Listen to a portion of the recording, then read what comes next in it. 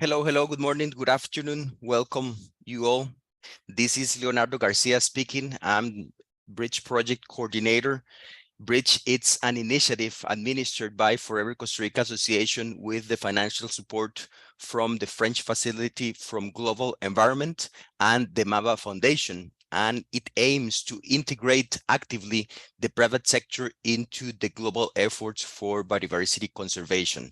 The beneficiaries are REDLAC, which is the network of environmental funds from Latin America and the Caribbean, and CAFE, which is the consortium of African funds for the environment. These two networks gather 47 CTFs from these specific geographical regions.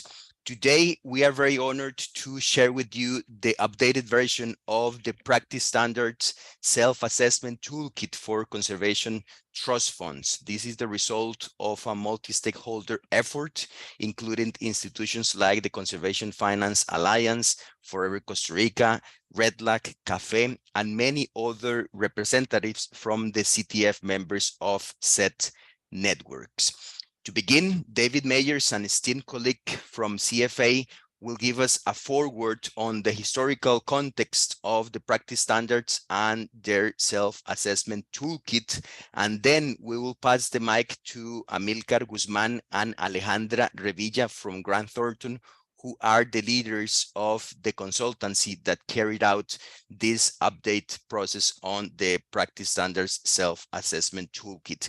At the end, we're going to have the chance to make questions and answers, and feel free to post all comments or doubts in the chat that we have for you. Thank you so much and welcome.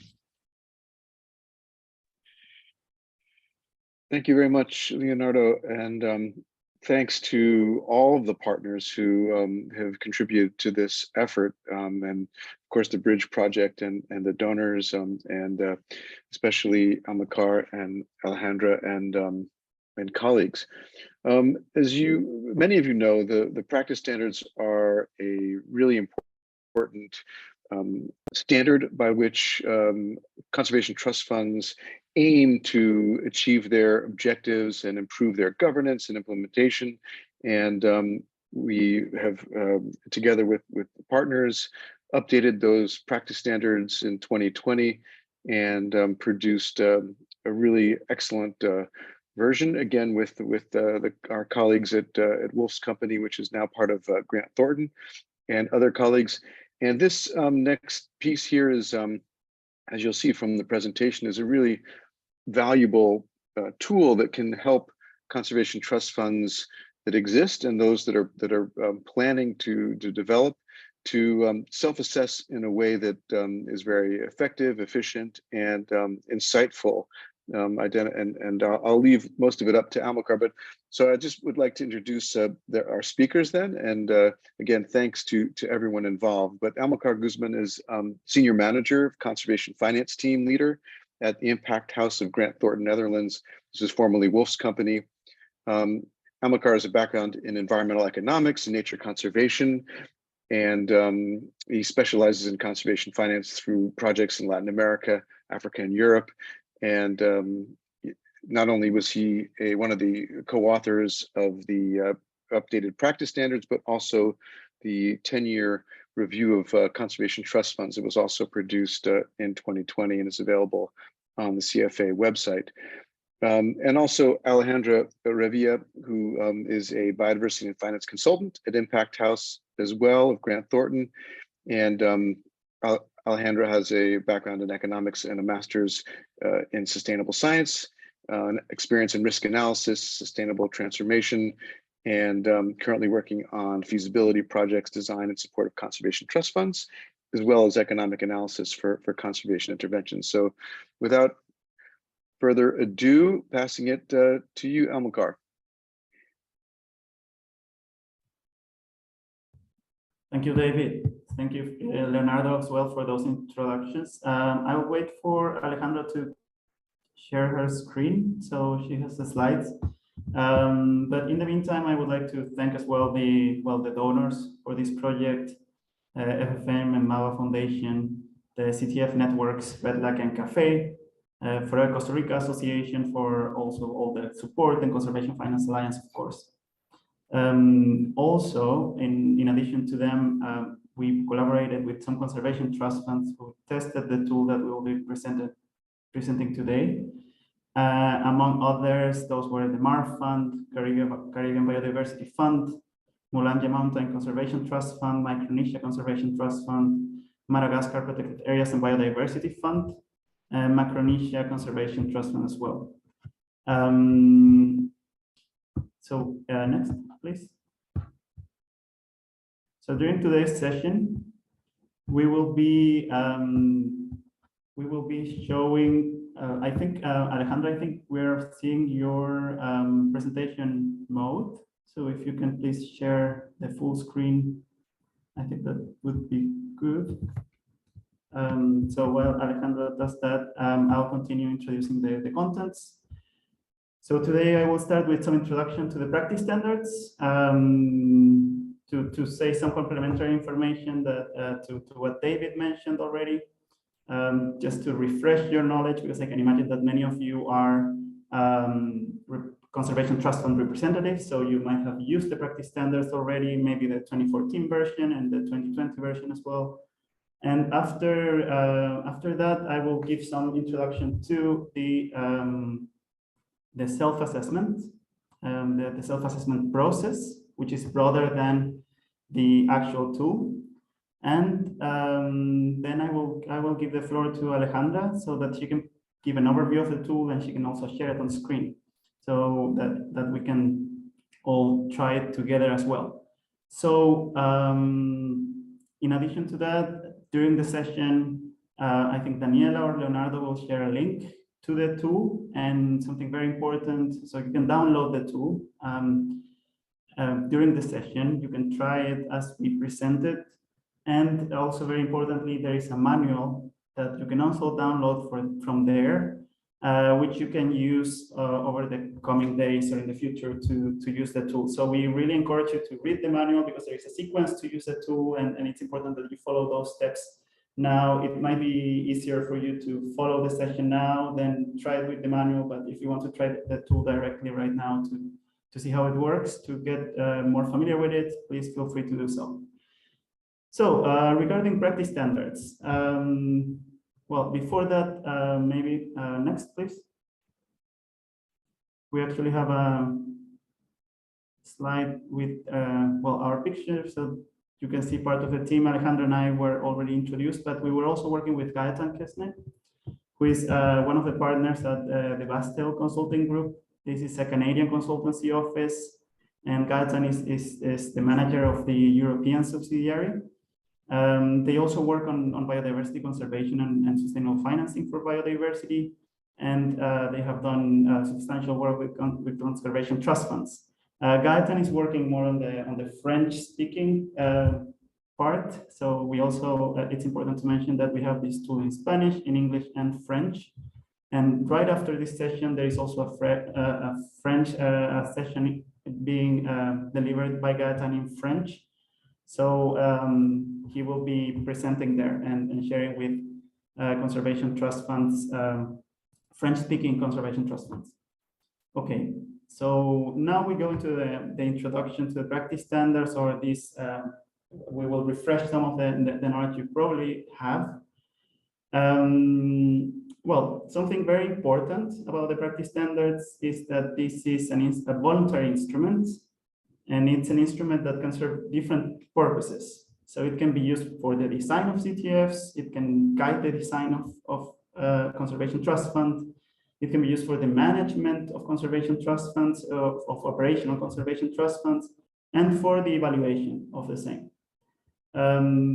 The advantage of having this type of standard is that it helps with the communication between donors and conservation trust funds, and also with the alignment among different donors, because many different funders or donors adhere as well to this set of rules or principles.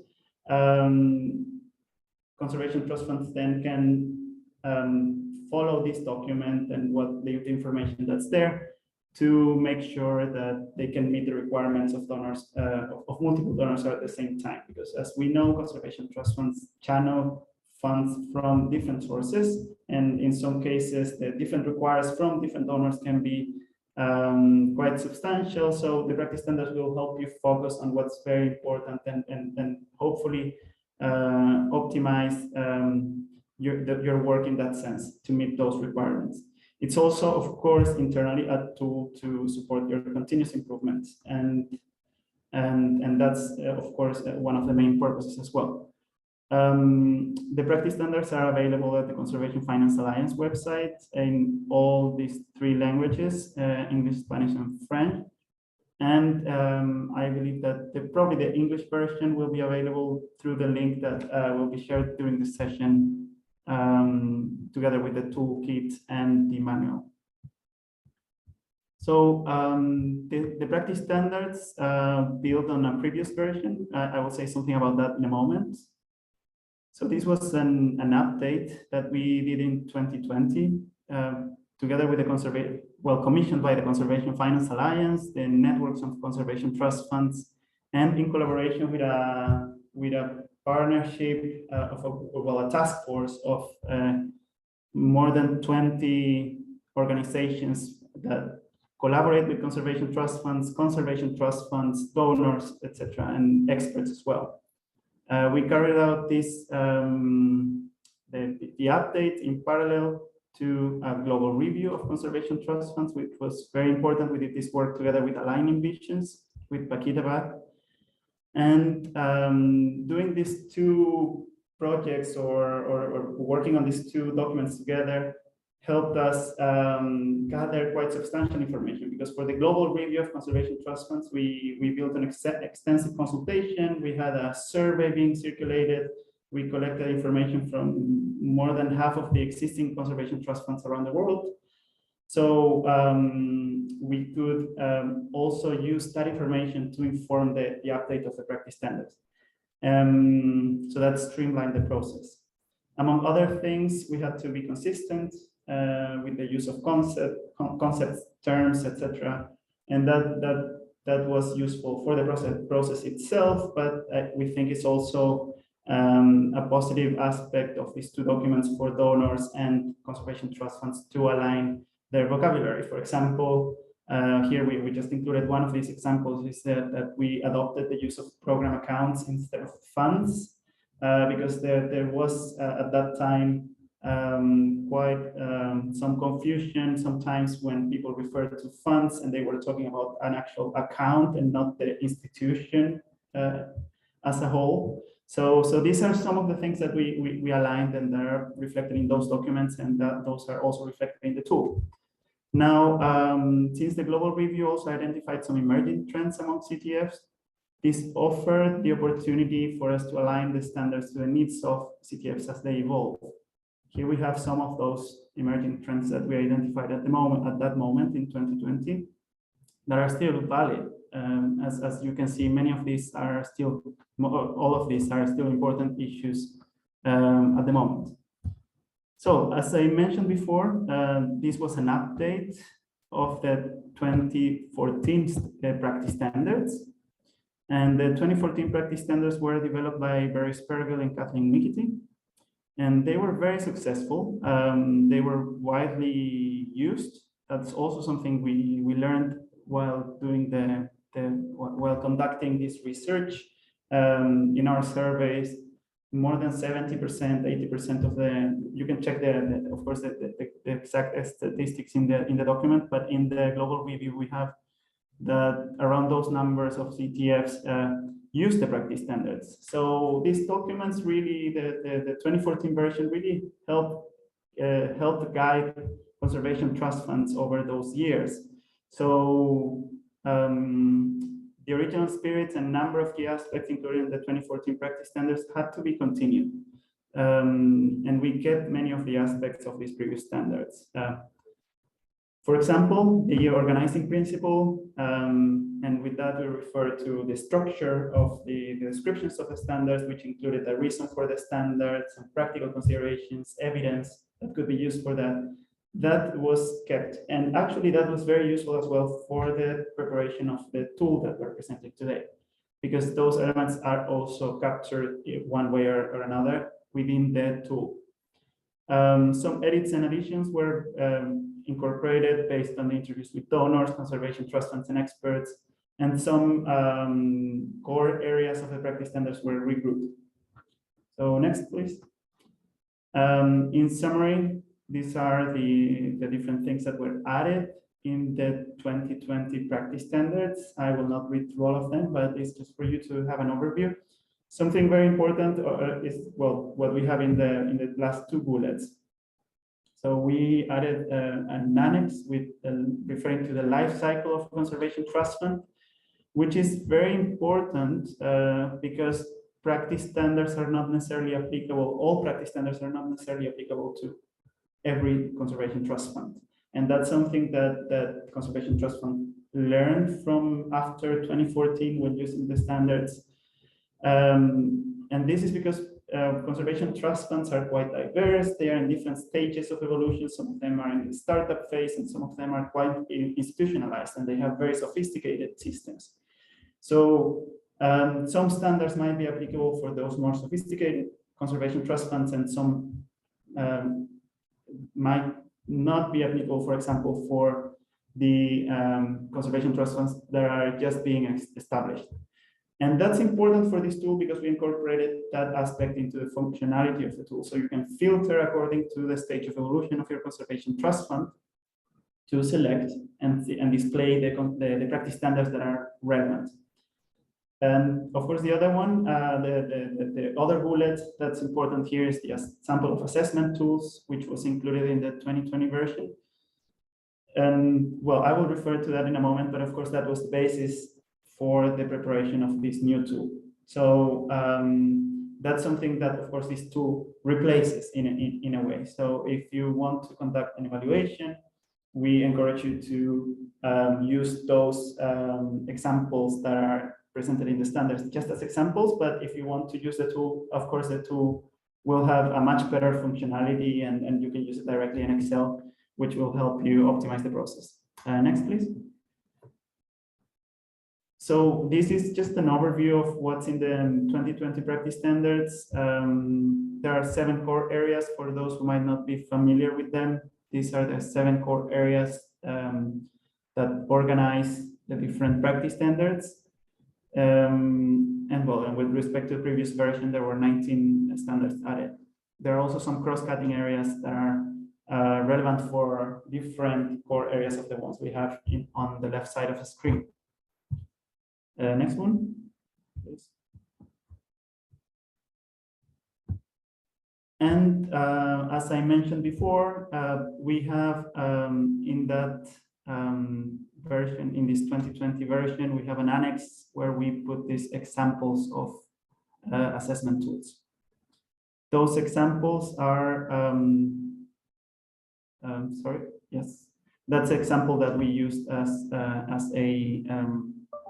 basis for this. Next one, or previous one, the introduction. So before we dive into the new tool, I will introduce a few key aspects to consider for your evaluation, but in general terms. So this is before you open the self-assessment to the file that we will share in a moment.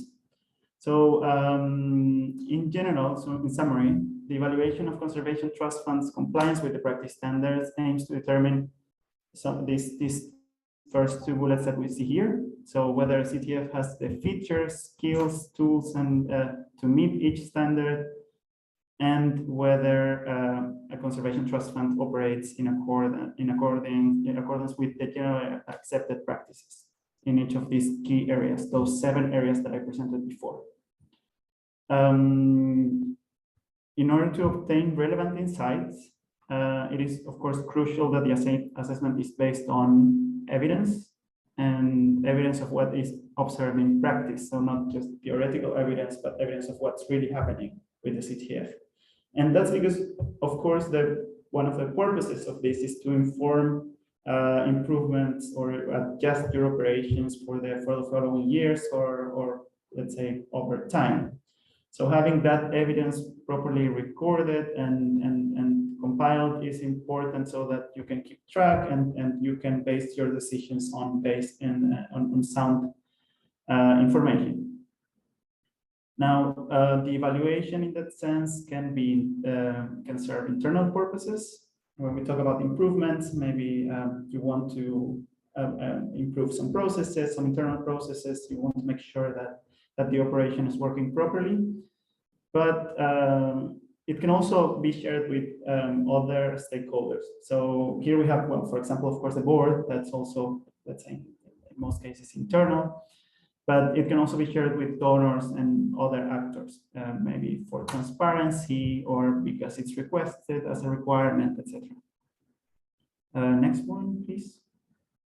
As I mentioned before, this is another very important aspect to consider when you start the evaluation, which is the stages of evolution of a CTF.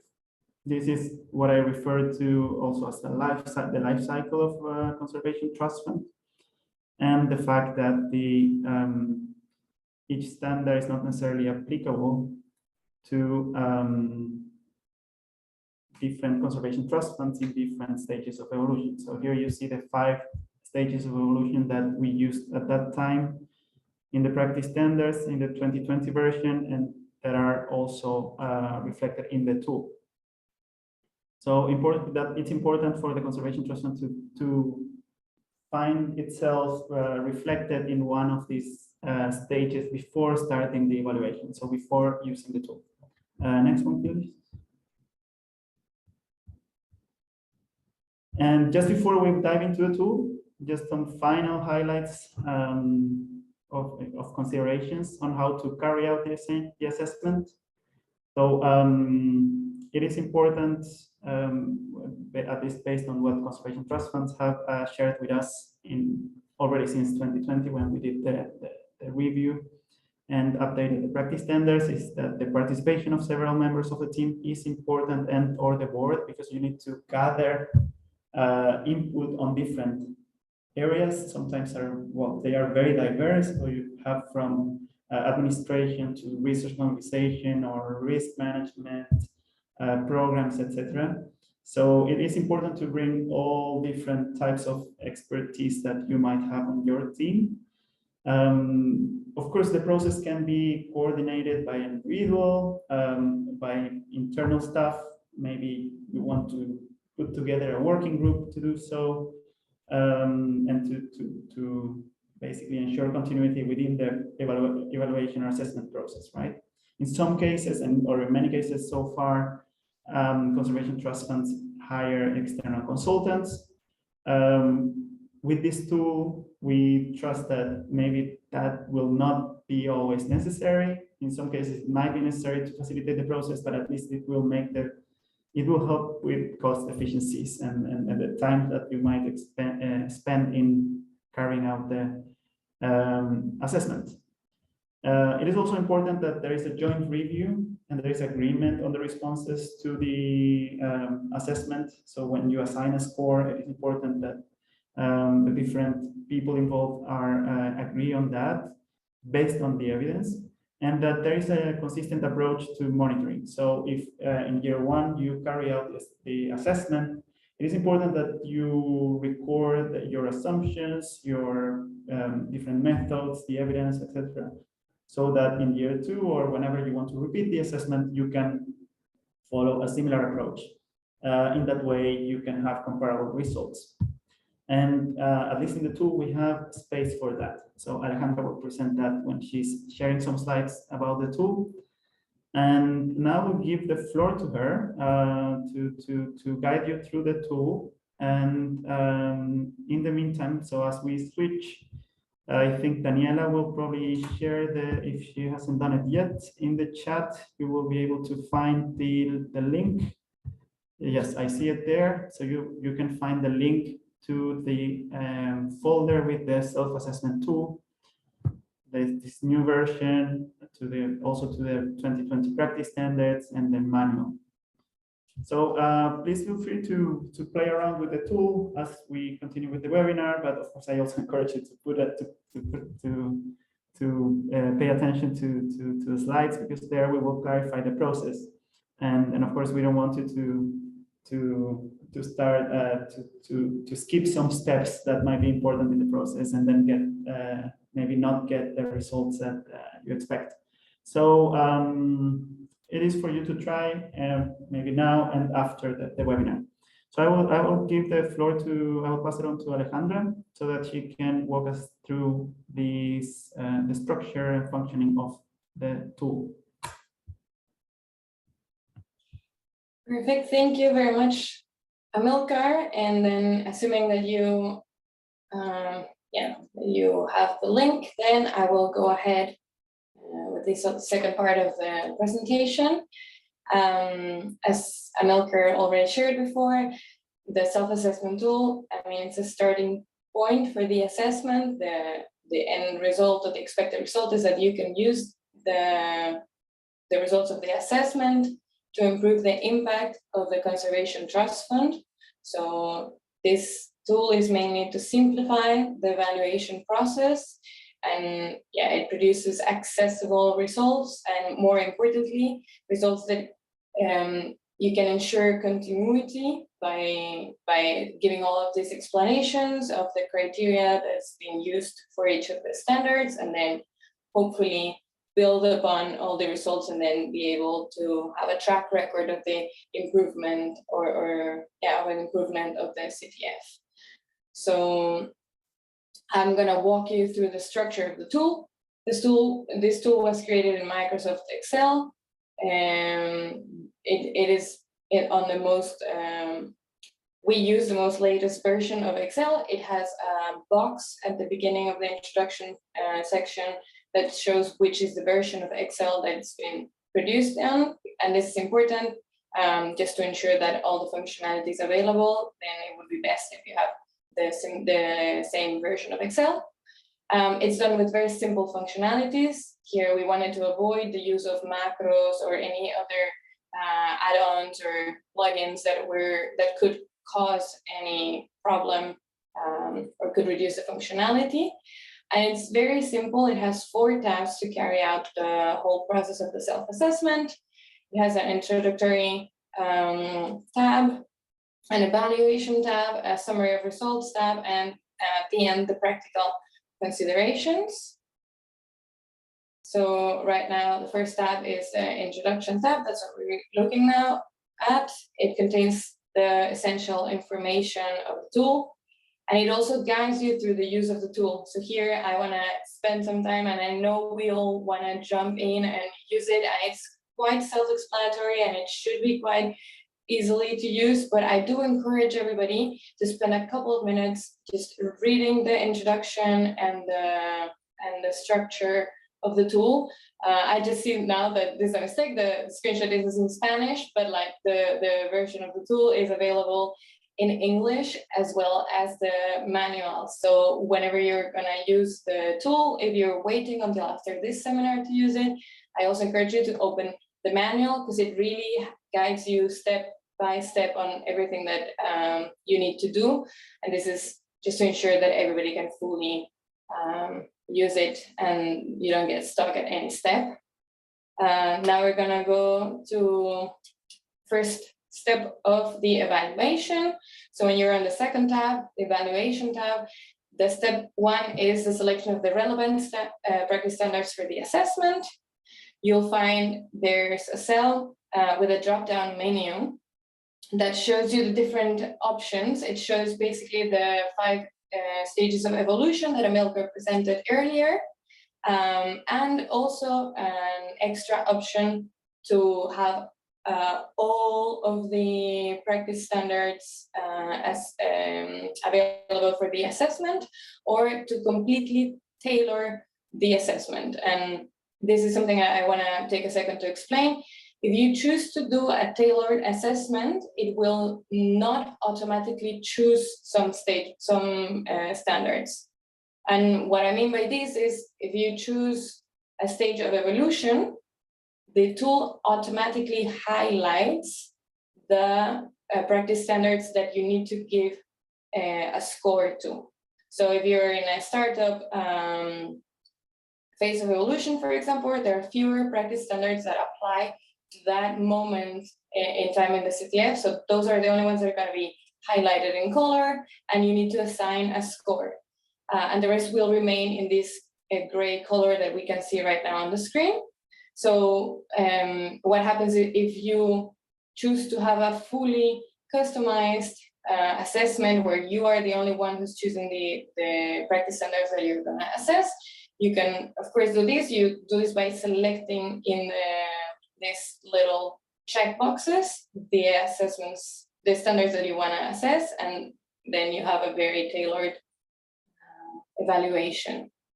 So this is the first step. If you don't select something, either being it tailored or a stage of evolution, then you're not going to be able to see the scores, the drop-down menu for the scores. So I'm going to go there in a second, but this is important to just select something here. And then step 2, once you have selected the either a stage of evolution or which are the criteria that you want to choose for the assessment, you see here the standards highlighted. So those are the standards that apply or that are relevant for the assessment, and you can choose a score, one of 4 different scores. Here again, it's possible to include other standards, even if you chose a stage of evolution that does not include a particular standard, but you want to include it because you're already doing it, you can also add on to it. So this is just to ensure that the assessment can be as tailored to the CTF as possible. We wanted to make it very, very easily to be tailored so that it can help, hopefully it can help to guide the assessment. To assign scores, you'll find this drop-down button with 4 rating options. We have fully implemented, partially implemented, satisfactory, partially implemented, unsatisfactory, and not implemented. You have to choose one of these scores, and here is where we are encouraging to use the comment section to make any clarifications about why one score was assigned. We do realize that the difference between partially implemented, unsatisfactory, and satisfactory can be somewhat subjective. So this is why it is important that everybody that participates in the assessment agrees on what's the criteria, so that we can ensure the continuity for further assessments. So in the comments, it would be, it is highly encouraged to just give a clarification or explain why a score was given, so that in case the next assessment is performed by different persons, they can still use the previous results. And then once each highlighted standard has a score, then you can move on to the result tab. The third tab, the summary of results, consists of 2 parts. The first part is this overview, with this colored overview that has the 7 core areas with all the numbered of standards that are there. And we included this color key so that it would be really easy to understand. If a standard is not applicable, then it shows up in gray. If it's not implemented, in red. If it's unsatisfactorily implemented, it's in orange. Satisfactory in yellow, and fully implemented in green. So this is a very easy way of visually showing the results of the assessment. And on the second part of this summary of results, then we have a table. The first table is the number of standards per core area, and then importantly, the number of applicable standards for the assessment. So this number of applicable standard changes according to the stage of evolution that you selected. Then we have how many standards are fully implemented, partially implemented or not implemented, the sum of the score by core area, and then also a percentage, so you can see how what's the performance of the CTF. And to have a visual overview, we have also included a spider web with the percentages. So all the core areas are shown. Obviously, the closer the core area is to the center, then that means that there are more opportunity areas or maybe some things to work on. And then also we have included a bar graph for each core area that shows all the standards and the score that was assigned to that standard. So this is all just to make it a bit more visual, to understand where are the opportunities areas, or where can maybe the focus of the improvements be. And then we have reached the last tab, the tab of the practical considerations. And this is something I will say now. It is also explained in the manual, and I will show it now just because I think this is just the most important bit to remember, because we wanted to maximize the accessibility of the tool and we didn't want it to use any macro. This last tab requires one first step before you can get the practical considerations, which is updating the filter. What I mean by this tab contains practical considerations, which are excerpts from the 2020 practice standards. We try to grab the most important, or we consider the most important information from each practice standard and then show it here in a form of bullet points. So what we recommend, and it's only a recommendation, is that on the practical considerations, you filter not implemented or partially implemented unsatisfactorily, which are the two lowest scores a standard can get.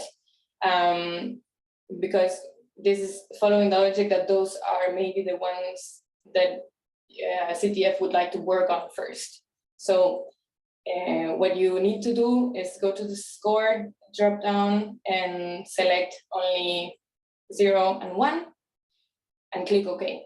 And that will just show you, this is just a normal filter, it will just show you which standards have those scores assigned and the practical considerations.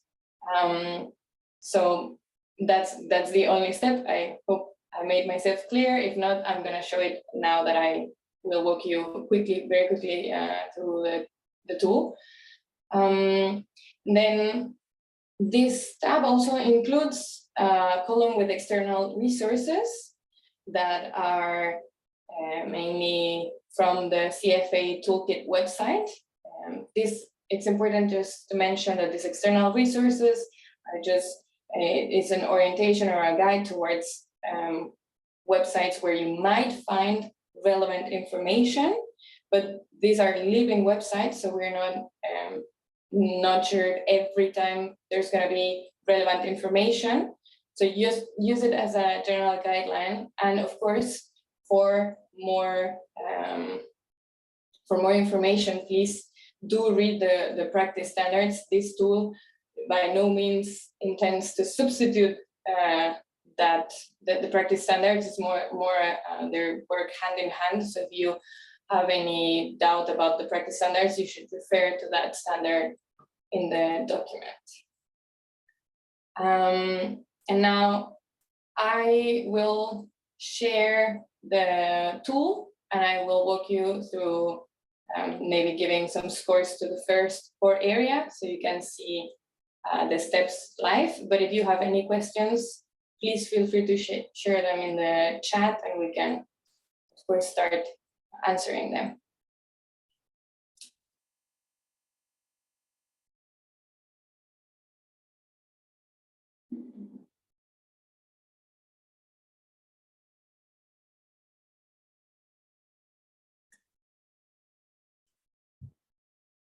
So while Alejandra is opening the tool, if there are any questions, of course, you can put them in the chat or the Q&A. There's a Q&A section. If you don't have questions yet, we can wait until we have the tool on the screen. Of course, we're happy to answer them live. We do have to finish in time because we have the French version of the webinar right after this one. So please don't wait until the last minute to ask your questions. Because then we might need to put them on hold and answer them separately, or we might miss them. Okay, so Alejandra has the tool, so I will leave it up to her. Perfect, thank you, Amilcar. Yes, so this is just to walk you quite briefly through the tool. Here you can see this is the introduction tab. As the introduction, it has the structure, it explains, it has some explanation about the stages of evolution or the scores that can be assigned, and it walks you also through the 4 tabs. Then once you want to start performing the assessment, you change to the assessment tab. As I will try to make this a bit bigger so we can all see. Yeah, I think this will be okay. The first step, as we mentioned before, is choosing from this drop-down menu. It has the different stages of evolution. In this case, for example, I'm going to use the startup one. And as I mentioned before, the relevant practice standards are highlighted. So you can see here that these are the standards that would need a score assigned to each one of them. Then once I have selected that, then here I will be able to assign the score. So here I'm gonna just assign them arbitrarily just to show you how it should be done.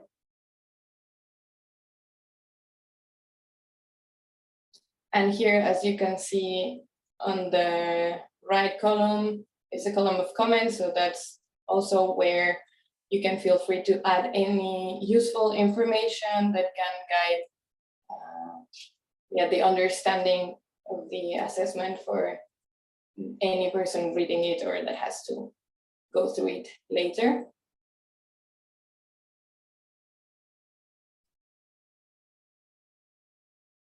Okay, now that I have assigned a score to each and every one of the governance score area, I can move to the results overview. As you see here, what immediately happens is all of the 10 standards have colors now according to the score that I assigned them. Then we can see here that from the core area governance, the 10 standards were applicable and the different scores to each one of them. And we can also see how the spider web assigns it a score of 40%, and we can visually see the results. So this is what's going to happen. And another important thing you can see here, that for the startup stage of evolution, all of these marked in gray are standards that are just not applicable. And then for the last tab, the tab of practical considerations, as you can see here, I need to go to the score, then just not select all, select 0 and 1, not implemented and partially implemented. And here I get the results. I'm gonna zoom in again so we can read what they say. But here then we would have the practical considerations and the external resources that are relevant for the standards with the lowest scores. It's important to mention this is just a recommendation. You can also see maybe if you want to add 0, 1, and 2, then that's perfect. If you want to see them all the practical considerations, it's okay. If this is just, this is something that we recommend you to do, but you can use the tool as you find, as you see fit, and in the way that can help the assessment the most. So I don't know if anyone has a question already, and yeah. Thanks, Alejandra. Yes, I see a couple of comments and questions. I wanted to refer to those two questions that we have in the chat or comments. So we see from Karen McDonald, CEO of Caribbean Biodiversity Fund, that this is the next stage, the version CTF used with our network. And yes, we also want to acknowledge the very important contributions made by CBF, because they were very, they were some of the pioneers in the use of this type of tool, and they developed many of the materials that we used as a basis, actually. So this is really a next stage that builds on the work that Caribbean Biodiversity Fund has done. So both the examples included in the practice standards, in the 2020 practice standards, and this tool as well. Also, the Caribbean Biodiversity Fund worked and well, they tested the tool. They were one of the CTFs that tested the tool as well. So we are very thankful for that. Yes, and then they reinforce this idea that there is the regular administration of the tool by a good cross-section of the fund team, board, and staff was key. So this relates to something we mentioned as well, and that's important to reiterate. Then from Shen, from Mozambique, we have a question on how much time do you estimate to fill in the whole tool? Have you tested this yet? And maybe Alejandra will have something else to say, I'm not sure, but yes, we tested the tool with different conservation trust funds. They tested them individually, but we also did it during calls. And I have to say, filling out that tool is very quick. So we could do it with some conservation trust funds during the call itself. The problem is that you need to, of course, gather the evidence. So it depends on the depth that you want to give to the assessment, because you could perhaps within one CTF, if you, and well, of course, your purpose. If your purpose is just to identify some gaps, perhaps, and have a general screening, let's say that you could organize an internal meeting, a one-day meeting or something like that with people from the different areas of work within your team, perhaps a facilitator, and then you can go through the tool. But if you want to do a proper analysis based on evidence and keep track of all the evidence used, this will obviously take more time. And then that's very variable depending on how easily available the documents of the Conservation Trust Fund are, etc. I see that there are more questions from just to add real quick, I agree with everything that Melker just said, and also just here in the assessment tab, perhaps in the column of evidence by, you have some guidance over where you might find the information. This is also from the practice standards, so you can find all the information there, but we decided to put it here to serve as a bit of a guidance and to maybe hopefully also make more efficient the process of gathering the information needed. But yeah, as Amilcar just said, this should not like filling out the tool should not take a lot of time. Yes. And then I see that Sean also made another question. Can the tool then track over time? So the idea is that you have the same, that you perform these, or you have different versions of this same document over time. So as it is right now, as it stands right now, you cannot add on them, but you can create new ones for each year. And the important thing is then that you can compare them. That's why we make such a strong encouragement or recommendation to make it a very clear process, and that in the comments you explain why each comment is made, because then you can have all of these documents, or the documents of the evaluations over time, and that's the way to track it. Yes, and I can see another questions from James, Monique, Carl. I can take on, because I was reading the questions. So from James, Monique, Carol. Yes, well, thanks for the encouragement about tool, and we're happy that it's also seen as a useful resource. Yes, so this builds on the scoring that was well in the practice standards in 2020 version. There are, I believe 2 examples of scores that are presented. So we built on that, and we did consultation with the Conservation Trust Fund. So we made a suggestion of we searched for different scoring options. We use those scoring options from the practice standards that were presented as examples, and we discussed them with the working group and the Conservation Trust Funds that worked that helped testing the tool. So we arrived to this simple, relatively simple scale, which is actually it has basically 3 levels, right? But there is one level where we see that it would be too simplistic to just say partially implemented, because some conservation trust funds raise the issue that when one standard is partially implemented, in some cases they are really far with that standard. They are very close to have it implemented, but still partial. And in some cases, they are just at the very initial level. So we agreed to include this distinction. Of course, that will one conclusion that we arrived to when discussing this issue of scoring was that this will always be somehow subjective. So it is important. That's why we stress the importance of defining the criteria that will determine that something is partially implemented and is on the unsatisfactory side, and something that is partially implemented and is on the satisfactory side of things. So there is some room there for conservation trust funds to adapt this, be more flexible. Then I also see the comment from Kathleen Mikitin, and I think yes, this is very important. So this is not a substitute for independent evaluation. This could be used by external consultants as well. So this tool streamlines the process.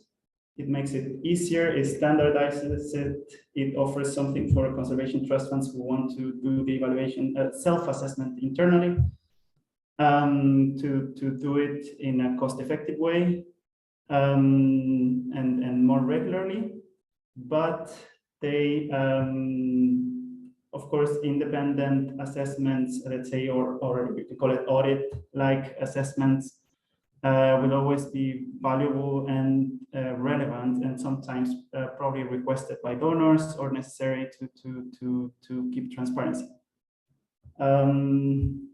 Also, for as I see in the last part of the comment by Kathleen, to test whether a self-assessment has captured all important issues. So it's always good to review it with some external parties. I haven't read the other questions. I don't know if there is anything else to comment on. I see that there is a conversation on the same. Karen is saying that I think we can do this one more regularly, and the external evaluation maybe every 5-7 years. Then yes, agree. So this can help conservation trust funds, as I was saying, do the evaluations very frequently, perhaps with less depth and internally. But then an external evaluation will always be relevant. I see more comments. I don't know if there are more questions. I'm sorry, Amilcar. Yeah, Yes, we have actually another question that is from Ismail Shimbula. He put it on the Q&A, and it's what is the proposed time frame to undertake the assessment? Is it yearly or quarterly?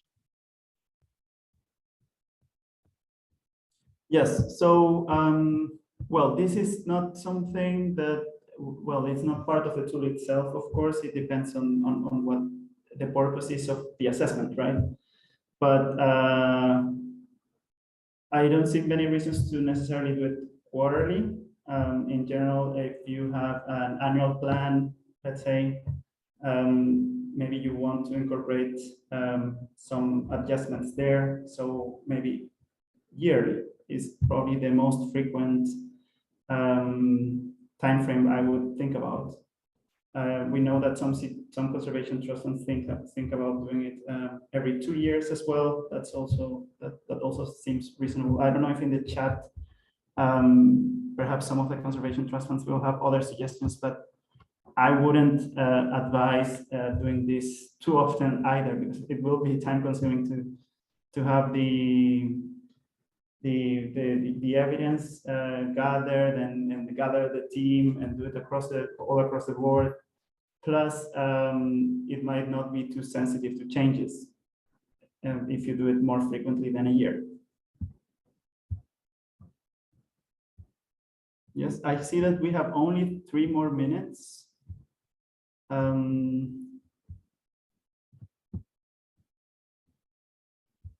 And I see mainly comments, so I think that I'm not sure if I missed anything. If I did, please, if anyone spotted any other question that might be pending, please record it and we can answer it separately by email or through the networks.